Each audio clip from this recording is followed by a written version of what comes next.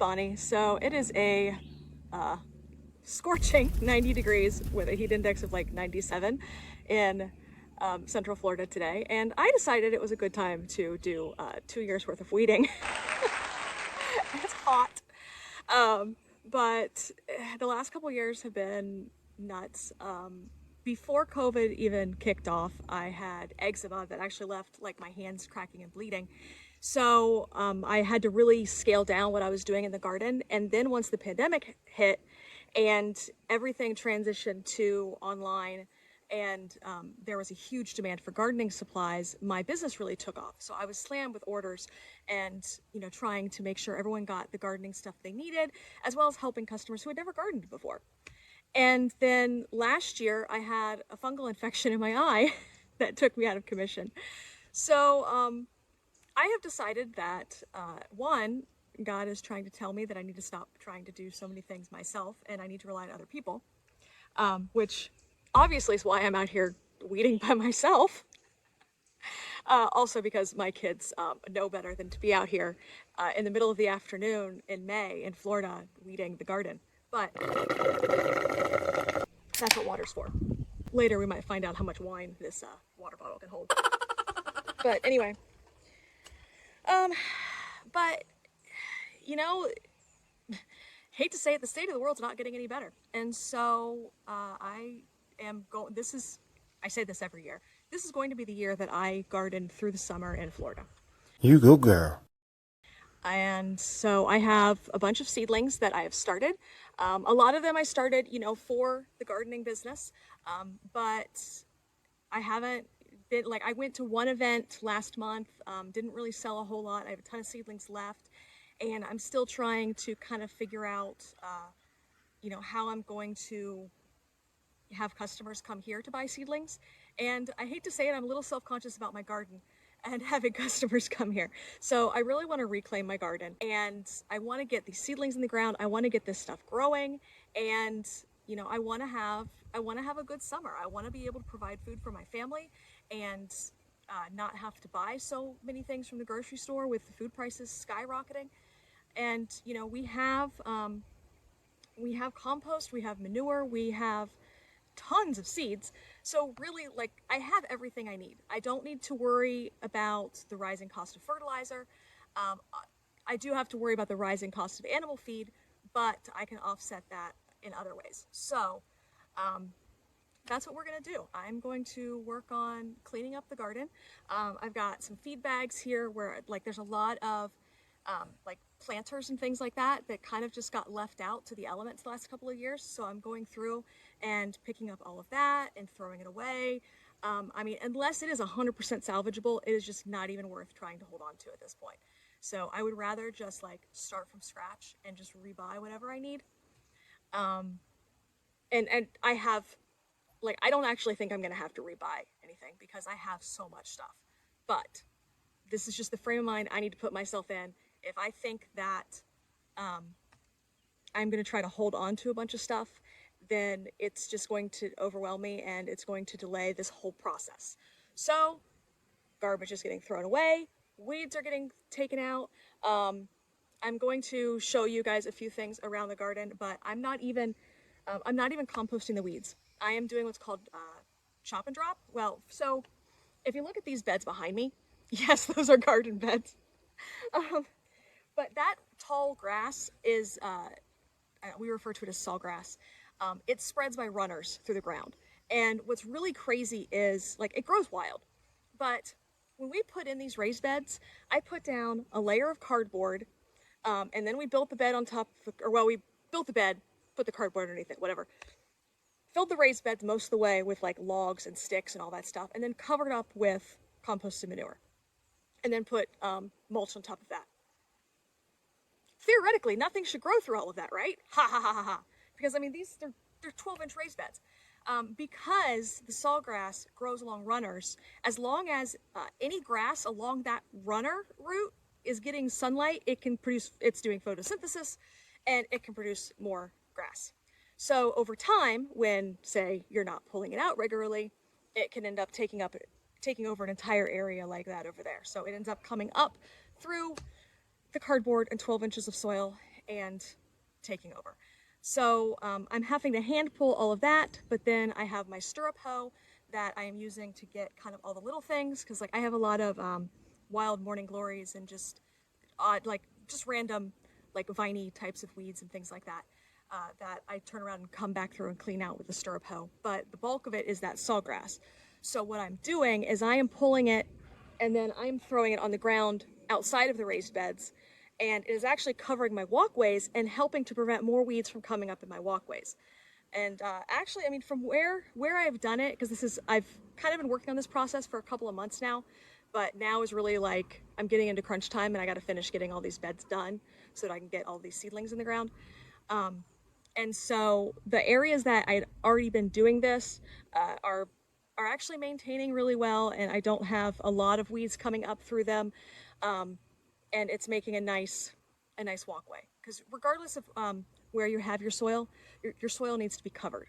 All right, whether it is by plants or mulch or chop and drop. All right, so.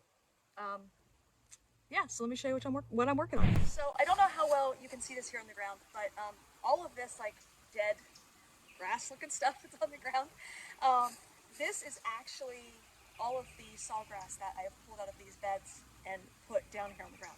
And you can see there's some green stuff from some fresh stuff that I've had to pull out today. This is actually like the Native Americans from this region would make baskets out of this. So, I mean, it almost feels like a woven mat that I have on the ground here. I had to check. Like, sometimes you have to watch, sometimes it looks like there's grass sticking up out of the ground, and really it's just some of the weeds that aren't laying flat. But you can see here, like, I've got this bed here that is totally done.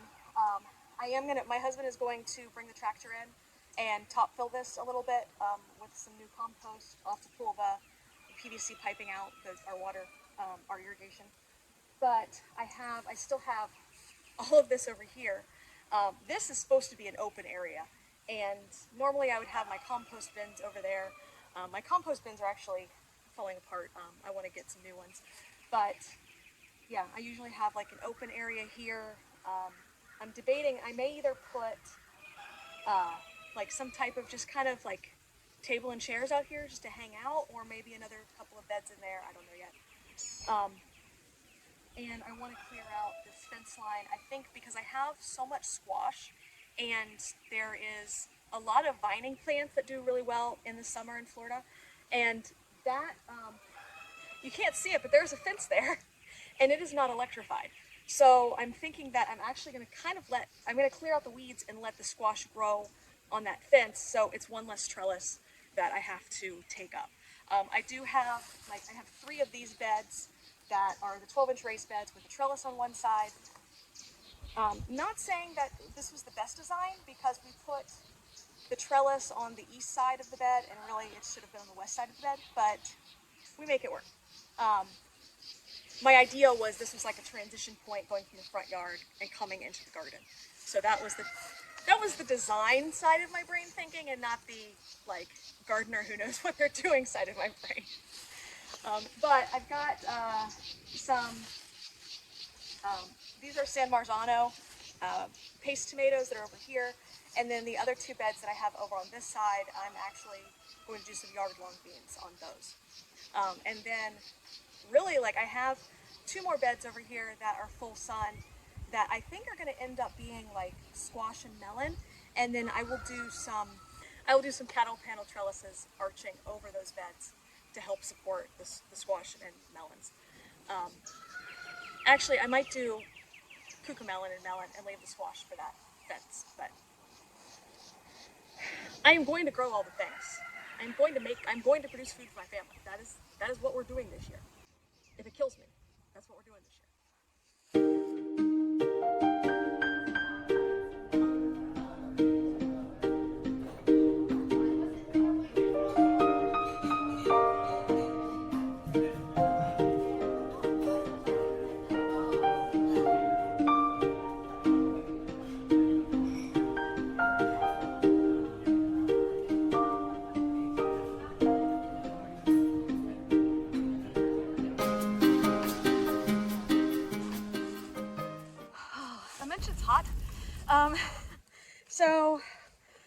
that's the only bed that's gonna get done today.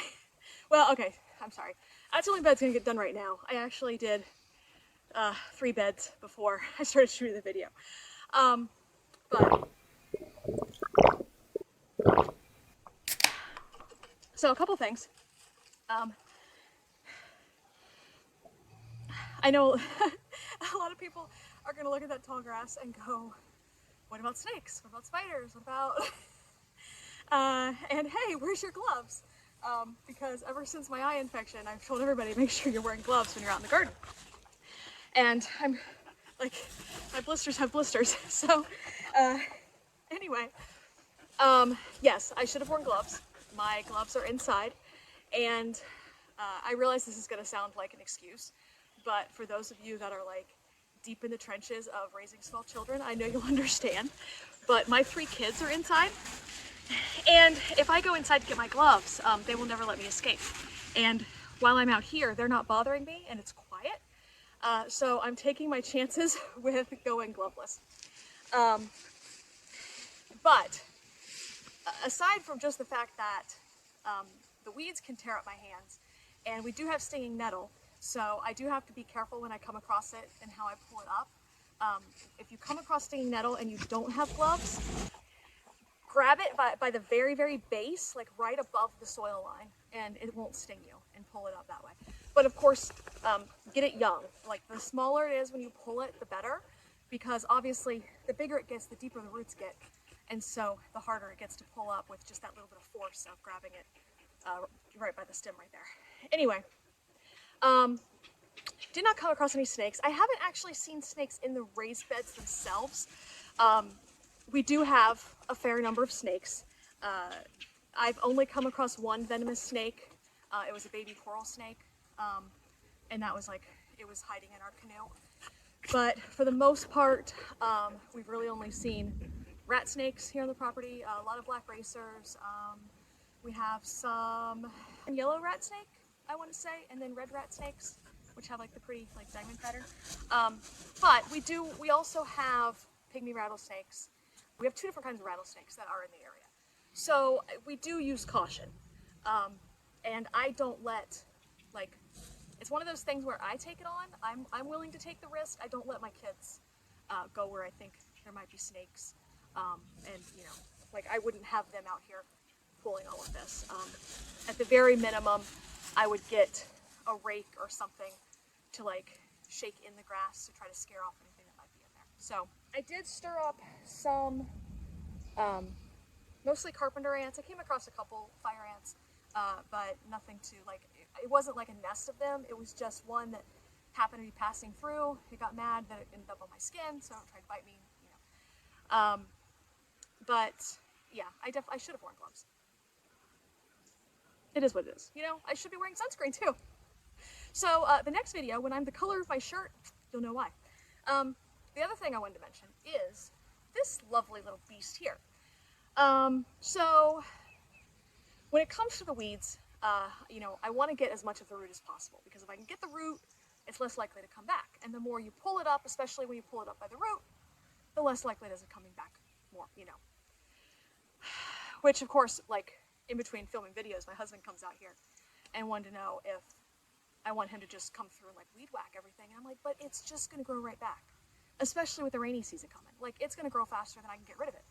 So I would rather go through now and pull up as much as I can, even in the walkways, just to minimize the chances of having to turn around and do it again a week later, you know? But then there's things like this. This is, I don't know if it actually exists anywhere other than Florida, but around here it's known as John Charles weed or John Charles plant. And it actually has medicinal uses.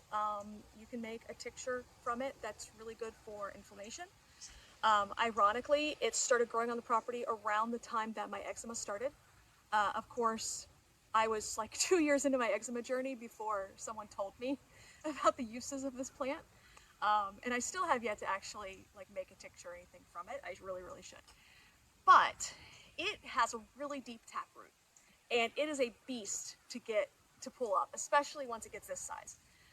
I thought about going and getting the shovel and digging it out today, but I am exhausted And I have like a mild allergy to grass, and so now like all of my skin is itchy, you know, because God has a sense of humor.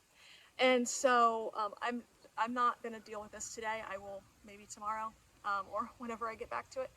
But considering it has, so if you're gonna, sidebar, if you're gonna use it for medicinal use, you want to harvest the leaves before it starts to flower, because then all the energy goes into flowers, and so the leaves don't have as many oils in them.